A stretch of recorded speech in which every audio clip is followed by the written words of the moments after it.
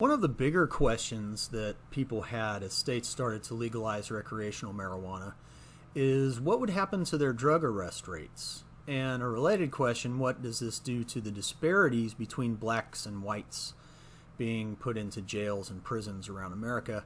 If you didn't know, there's a disparity. There's a big disparity between the number of black individuals who are arrested as opposed to whites. And also brown people. There's a lot more people of Hispanic descent that are arrested for crimes from all types, and including drug crimes, than there are whites. Even though the survey data show that blacks and brown people do not use drugs more than whites. In fact, your average heroin user is more likely to be a middle-class white kid who got started on, heroin because they couldn't get their prescription opiates anymore.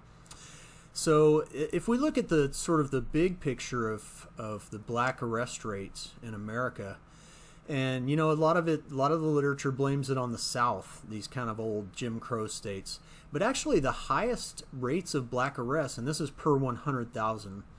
So it's made, doing as a rate calculation by 100,000 is it equalizes it between the states, because little old Wyoming, only about 700,000 people live there, as opposed to California, where there's 40 million. And you see by this map I made up here, actually the highest rates of black arrests, this comes from the FBI's Uniform Crime Reporting System, are actually not in the South. Places like West Virginia, South Carolina, 1,421 per 100,000 black people are in jails or prisons. South Dakota, North Dakota, Wyoming, Wyoming and West Virginia, the two W's, get the grand prize in this one. And what happens when states legalize? You see, these are drug arrests, and they're very low in these states. In fact, we now know, because Washington State was the first to legalize in 2012. Since then, we had Colorado right after them in 2013, and then Oregon and California not long after that. And actually in Washington, their drug arrest rate fell 71.2%.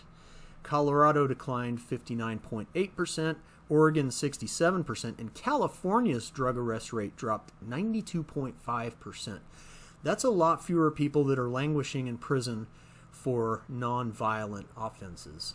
And if we look at, I've got a couple of graphs here in this dashboard from, this is a percent change in drug arrest rates in Oregon, and the second one is for the drug arrest rate in Colorado. And we see 103.9% decline. And all of these states reduced, well, two of the states reduced their black disparity in drug arrests, and two had just mild increases, a lot less than the national average. So legalizing recreational marijuana does help smooth out some of these disparities between blacks and whites being arrested for drug crimes.